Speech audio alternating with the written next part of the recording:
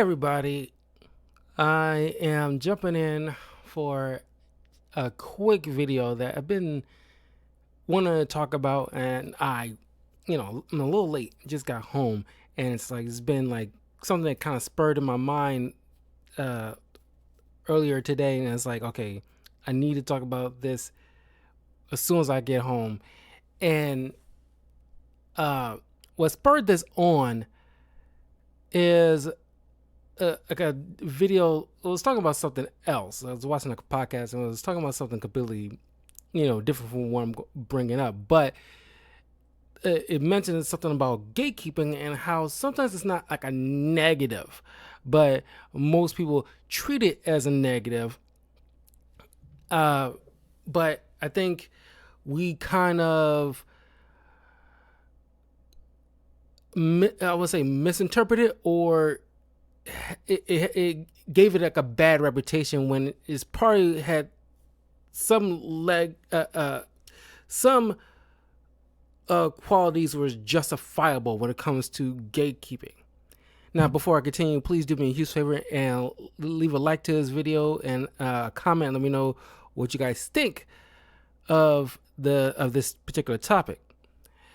Now that we see the thumbnail, I got like an image of like a Star Wars. If you're watching this on my YouTube channel, I got the thumbnail is of Star Wars. But it's not even just with Star Wars. It's just with like most IP that you can probably think of, where it's like Lord of the Rings or Star Trek, Marvel, DC, Harry Potter, whatever. And I think the way that most of these stuff, specifically Star Wars, that's why, I thought of Star Wars as of late, because, since the whole Catholic Kennedy situation a few days ago, and how she kind of been running things where she's always been around, but I think she wasn't really a name on people's lips until sometime after Force Awakens, where people really started to take notice of her and her contributions to Star Wars. And as we started to learn with the whole, when she started like propping up the whole gimmick with DEI and Force is female, all that unnecessary rhetoric, where it's just like you letting certain people into certain spaces that doesn't have any kind of reverence or appreciation of it. It's just they're in it because it's cool. Now, you can make the argument it could easily have started way back when Disney bought out Star Wars from George Lucas, and Kathleen Kennedy was the mentee of George Lucas, right along with like Dave Filoni. And I guess he thought he might have left it in good hands at that time. And it probably was in good hands at the time. But I think at some point down the line, it's just, you didn't honor, or I want to say respect, but some might argue she didn't respect the baby that was George Lucas. A friend of mine, quite a few people that I know who went to Star Wars Galaxy Edge, if you ever gone there, there's barely, if any, stuff that was solely George Lucas creative stuff, like C-3PO. You can barely see like people dressed as like who work there dressed as like Princess Leia or Vader. It's usually any Disney related creations. You probably see a whole bunch of Kylo Rens, definitely a bunch of Baby Yodas, it's a lot of Reys, Finns, Poes. Never been Galaxy's Edge personally myself, but I know people who went and they told me they barely, if any, of the George Lucas Center stuff. They're trying, you can argue they're trying to steer us far away from George Lucas stuff because Disney want to do what Disney wants to do. They rarely want to even acknowledge anything that George Lucas had his hands on. And I think that's where like kind of like a shift is. They're trying to, you might make the argument, they're trying to incept young kids' brains. So by the time they grow up, they have no, unless they have like, parents who saw the original stuff and have them watch it. But they're trying to make sure like kids today grow up with their Star Wars. It's not George Lucas' Star Wars. It's Kathleen Kennedy's Star Wars. It's Dave Filoni's Star Wars. It's Disney's Star Wars. It's not George Lucas' Star Wars at all, even though he created this stuff. And that poses a problem. Because now that Disney got his hands on this stuff, and sometimes for good and some for, bad. But it's just that because it's popular, they bring it in almost, it's not saying like nobody wasn't allowed to like Star Wars, but this brings up the whole topic about gatekeeping. When you was growing up, at least since like the late 70s when Star Wars was became a hit, get to the 70s all the way into the 80s, 90s, arguably all the way up to the early 2000s, it wasn't cool to like Star Wars. It wasn't cool to read a Star Wars comic book or novelization if you or play like a Star Wars game or whatever, because people who grew up in the 80s, you can ask them, who are into this kind of stuff. They were made fun of. They were shoved in lockers. They were bullied for liking this kind of niche thing. You can make the same argument for like certain animes. I remember, I got teased for, when Pokemon and Yu-Gi-Oh cards starts popping out, for a good stint of time, me and quite a few other people got picked on, our cards stolen, and teased to death for liking this brand new thing that was probably thought of maybe as like a fad or just something that's corny or something for nerds or whatever. Even certain anime, you wasn't allowed to like any anime unless the cool kids thought it was cool. Like, you only like to allow. I remember this specifically from certain people that was like, saying like, oh, you weren't allowed to like any anime unless it's something like Dragon Ball Z because the cool kids watch Dragon Ball Z. So you can only allowed to like something like Dragon Ball Z, or there was one other thing that the cool kids were, or the popular kids was into that they deemed it cool to like. If you liked anything else beyond that, you was kind of lame, and it's just like, so it was, these things were marketed by and large, to guys. So it's just, something that a certain niche group of people that can be their thing, that was respected, appreciated. But as soon as this got popular, or even like you read comic books, not many people will be outwardly admit like, oh, I read comic books, because you thought was like, you're lame. It was like, what the heck is wrong with you? Like, you're not going to gain any girls if you sitting there at home or going to pick up a comic book or woo woo. It many people can attest to this. You went through some trials and tribulations for liking certain things that they're deemed nerdy. So as soon as these things got popular, or at least brought out to the mainstream, when you see certain people in, that's like, like a certain celebrities who like this kind of stuff, or it got hot in the movies, or it's the hot new TV show, then, like every Tom, Dick, and Harry was liking it. Now it's like, oh, it's cool now. Now you can talk about stuff because, it was pushed out to the masses and had great writing and all this other stuff. So now this niche market is, not so niche anymore. And not saying that nobody could enjoy this. Let's be frank, like something like Star Wars or Marvel or DC, it was generally catered to boys.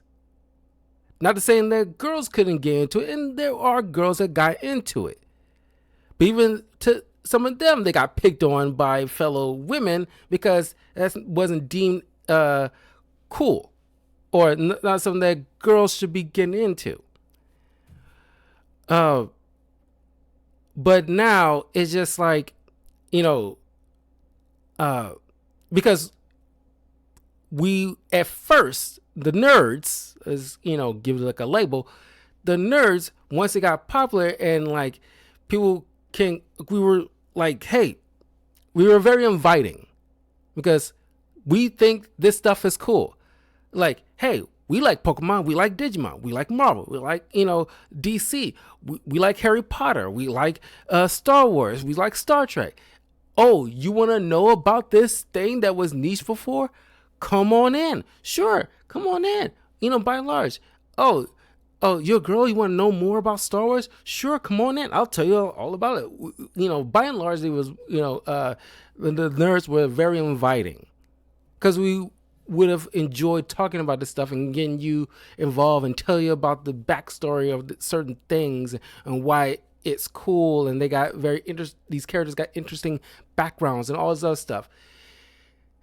Now I'm not saying that was a mistake, but now the pendulum has shifted from it being unpopular to now it being like too popular. Where now these people who used to pick on you for liking these kind of things are now into it only because it is popular.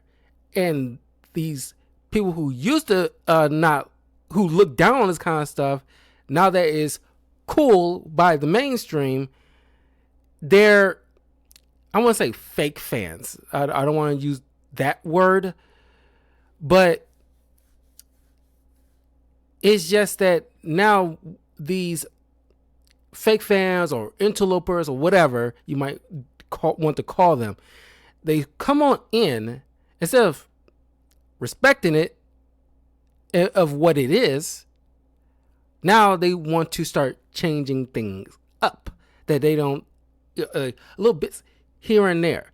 The only reason I say that, because perfect example, a few days ago, there was like a video that went around where this black woman made like a TikTok or Instagram, I forget which, complaining because she was playing a video game. Don't know what she was playing, but it was like clearly like a multiplayer kind of thing. She got on these live chats, and she got hit with all this kind of rhetoric. The typical kids that talk crap online, especially if you're not doing well or whatever case may be. She didn't appreciate that rhetoric. Now, of course, not saying it's right. If she didn't like that kind of rhetoric, just turn off the live chat. You don't have to listen to that kind of mess if you don't want to engage in that. However, she got the nerve to go on social media to vent her frustrations about like, oh, this type of thing should not be allowed. I should be able to play these games without listening to this kind of toxicity or whatever. And it's like, video games is also a thing that was catered to by and large boys. And when it comes to male spaces, if you ever walked into a barbershop before, we talk a lot of mess. We that's just how guys, talk sometimes. And to the outside looking in, especially to some women, they might think like, oh my God, that is hurtful. But it's just like, that's how guys talk. To your point of view, it might seem hurtful, or you couldn't believe this is the way, a man was talking to another person like that. But yeah, I mean, I remember when I was playing Ultimate Street Fighter 4, and I was online, and there was some clearly like a teenager who was talking a lot of crap. Because in the first round, I was playing Akuma, and now he beat me in the first round, and he was talking mad smack. He was like talking about my mama and all this other stuff. So I was like, oh, okay, bet. So in the second and the final round, I stomped his butt. He got nothing to say. As soon as like he lost that final round, he cut out immediately. Because he got nothing to say. Trash talk or not, I didn't even have to engage. I just like let my actions speak for myself. But I didn't go cry on social media about it. It's just like, it just happens. But you come into a space that you are by and large, a stranger in. If you don't understand like how it works, then you don't have to engage, but respect what it is. It is what it is. Because it's generated for boys initially. Not saying girls cannot get into it, but understand it was made for boys, and boys handle things a lot differently than how typically a group of girls will handle things. It's like like test of strength. It's hierarchy. It's like test your might kind of situation. A test of wills. You can't hack it. You don't have to engage, but you don't go into those spaces and try to change things up. And that's what that woman wanted to do. She cried on TikTok or whatever she was on to try to like complain. Hopefully some good Samaritan at these companies will swoop in and change how the dynamics work so it can fit how she will feel, so she can feel comfortable when she engaged in this kind of space. And that's why there's such a lack of male spaces, because you let certain people in, normally females, into certain spaces, and because certain things they deem like unladylike or it hurts my feelings, so you gotta change darn near everything so I can feel comfortable in a thing that I'm just moving in. That's how it is when you can stretch it out from video games to Harry Potter to Star Wars, Star Trek, Marvel, DC, whatever. So now, because it's so popular and we're very inviting, now certain people into something like Star Wars, now you gotta change it up to having the force is female thing, because like, oh my God, it's not enough. We gotta have like certain things for the girls. But look at it this way. Imagine that I was, a new guy at Mattel, one of the new CEOs to replace the older one. And I thought, Barbie is very popular, but how can I cater to the boys? How about for the Barbie sequel, I should get a bunch of new dudes who's going to be the new writers or actors involved in the Barbie sequel. And I start wearing shirts that says Barbie for boys. And all the things that you would initially like about Barbie, I started throwing in Tonka trucks. I started throwing in wrestling. I started throwing in sports, explosions, MMA. I started throwing in things that isn't Barbie centered. But in order to get the boys into Barbie, I'm going to need to start integrating things that, initially wasn't meant to be. But then those women who might complain about this is not my Barbie, or, having a TV show that's supposed to be like a spinoff to Barbie or something like that. And it's like, oh, you're just an istinophobe. Because you didn't like how I put out this, because how I choose to move with Barbie at this juncture. Because I want to try to cater to something that initially wasn't meant to be for guys. That is how we're feeling when it comes to Star Wars and such. Because not saying that guys can get into Barbies, nothing stopping them to do. But your target audience for Barbie is young girls.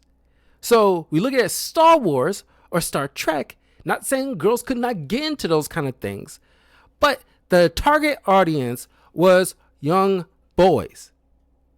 But as soon as we try to open this gate wide open for every person to start moving on in, you get certain bad-faced individuals start walking into this room, and it's like, this is very interesting. Oh, this is kind of cool. Star Wars is oh my god, force and sabers and bounty hunters. Oh, cool. But I don't see all that many girls involved. Let's force this girls that seem strong and independent.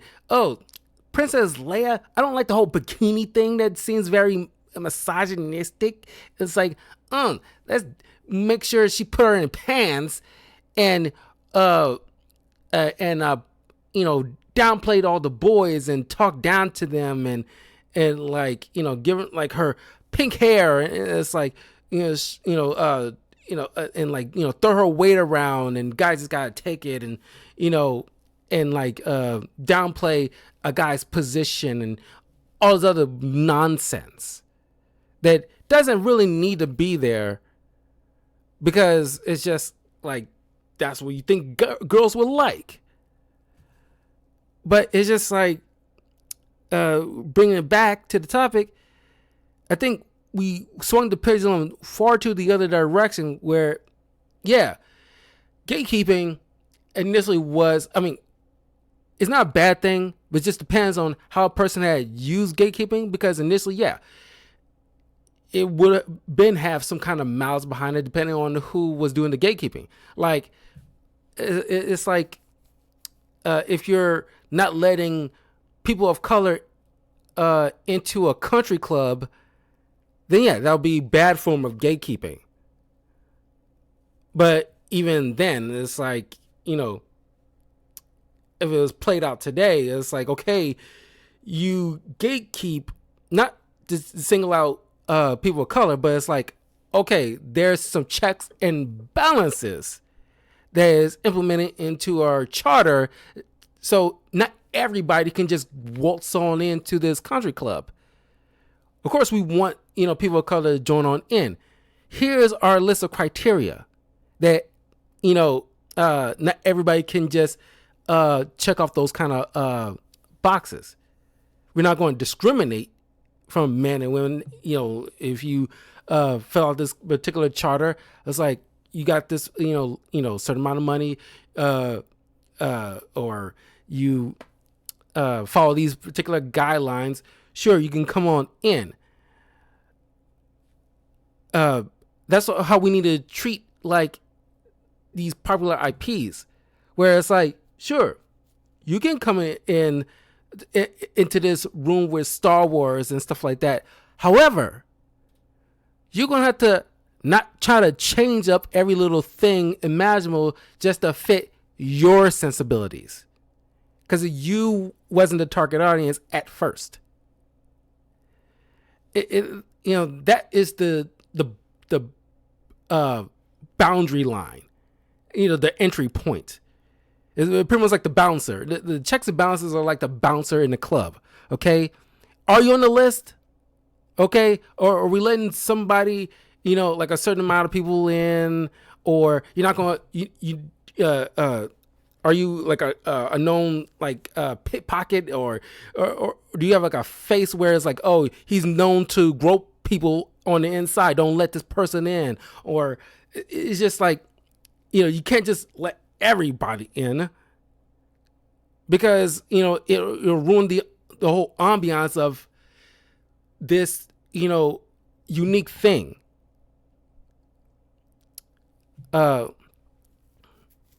It might, to some people, it might sound effed up, but I'm sorry. It's just like, as we've seen from just Star Wars for an example, it's just like so much of it has just been utter trash. Why? Because they wasn't respecting the source material of George Lucas. They changed up so much.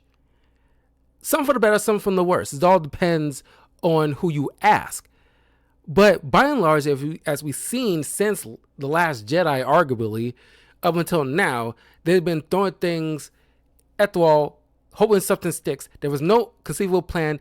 They announced so many stuff, and half of it didn't come true. They dropped it or shelved it altogether, because it's just like, what seems like a good idea at the time, but there's no follow through, or it's just like, oh, it doesn't fit in this particular narrative, or they have like a falling out with a particular director. It's just, there's too much crap going on behind the scenes, and then changing they go where the wind blows instead of like committing to something or honoring something. It's like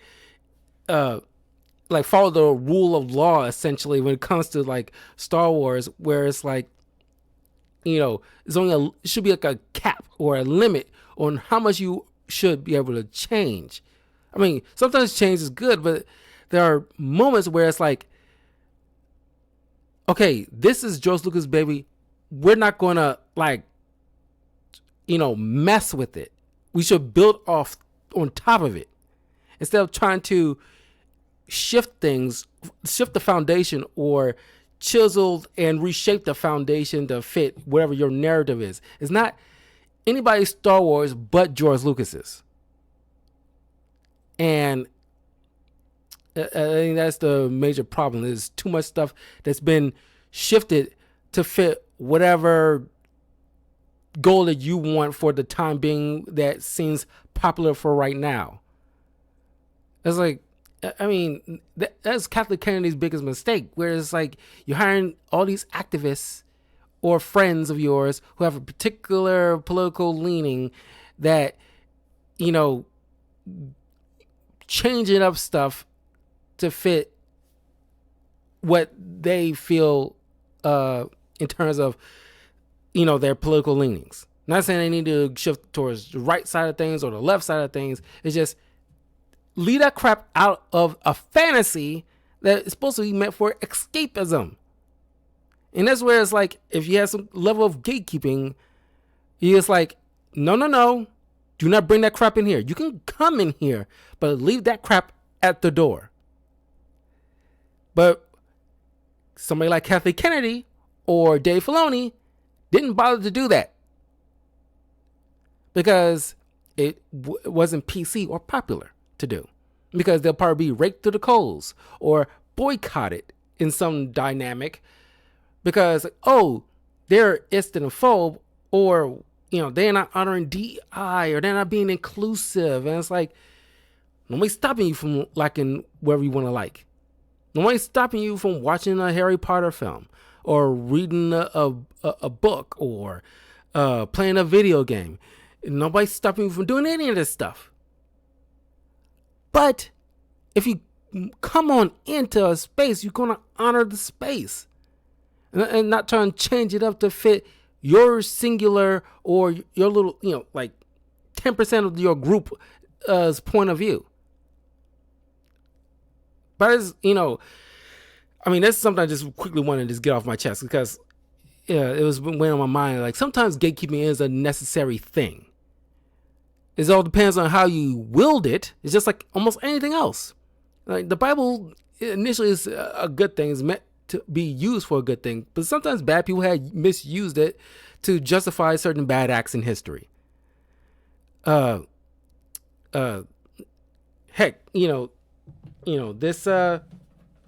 this pen is a good thing, but if somebody come in here, I can easily jab it in their neck and it would turn quickly into a weapon. But it doesn't make it like you won't like ban pens from everybody because somebody used a pen in like an ill act.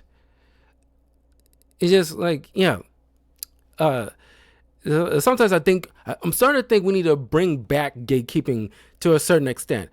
It's coming to that point in certain popular franchises where certain people change something up because of some political influence of the real world or some social influence of the real world that creeps on into the writing because somebody in the writer's room has a chip on their shoulder. It's like, such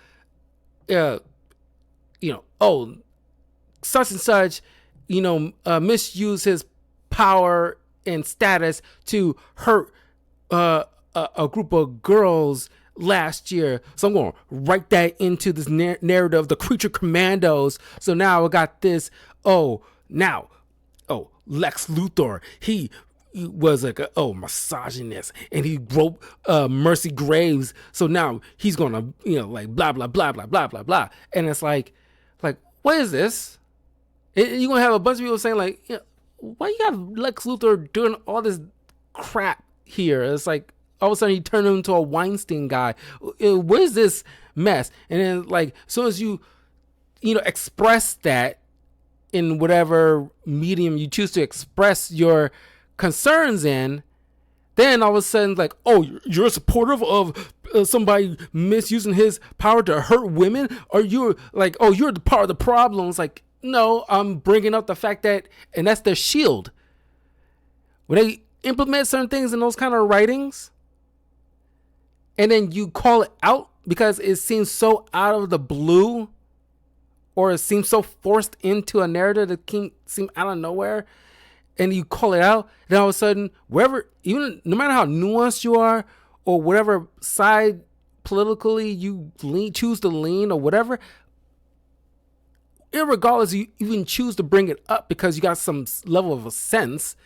It's like, hey, this doesn't seem kind of weird to include this here into this Superman story. It's like, are you supportive of, like, no, I didn't say I'm gonna support this crap. But that's like, as soon as you say that, they got built-in skills, so you can shut you down immediately. So now, comics or TV shows are all warped, depending on like a certain activist in the room. That's where the gatekeeping comes into play, and people who are showrunners or the directors or producers, whoever, they can be stonewall these people. It's like, no. Like, I'm in charge here. I'm looking through the script, and you're clearly doing some kind of thing, whatever. I don't want all that stuff drowning into our show or our comic or whatever. It's too, especially if it's too hyper specific, where it's like not because comics and TV shows, sometimes they need to be, most of the time it needs to be timeless. If you don't make it timeless and you date yourself, most people do not care for that kind of thing. And it's like, okay, that's where gatekeeping needs to come into play. Check that kind of stuff. Like, hold up, lady. Do not bring this in here. If you got some kind of gripe or you feeling some type of way, you're in your emotions right now, and that's showing into the writing, I can't have that. I'm sorry. Talk to a therapist, get your feelings out, come back when your head is cool, and check that stuff at the door. It has to go down that way. It's just, otherwise we gotta just like a bunch of nonsense in our comics or our TV shows and our movies where it seems so dated, or it seems very ultra progressive, put it that way, and it turns people off. No matter how they lean politically, they can obviously see the too much progressiveness. They need to extremely dial it back. But that's just my opinion, ultimately. But I'm just curious to know what you guys think. Like, do we need at least a bit of gatekeeping here and there? I mean, I'm not saying it didn't serve a purpose. It had to serve a purpose. That's why we had it. It just depends on who was wielding that gatekeeping.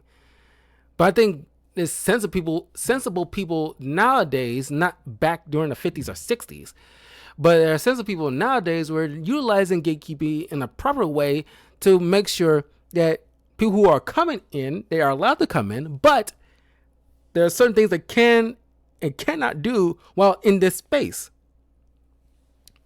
Just like I've used that Barbie analogy. Nothing stopping me from liking Barbie. I mean, I don't like Barbie, but I'm just using an example. Nothing stopping me from liking Barbie. But if matter of fact, no, better example. Sailor Moon. I love Sailor Moon. I grew up on Sailor Moon. Matter of fact, she was the first anime I ever watched as a kid before I even knew the title of the word anime to describe the medium that I'm watching. I love Sailor Moon. Great as is.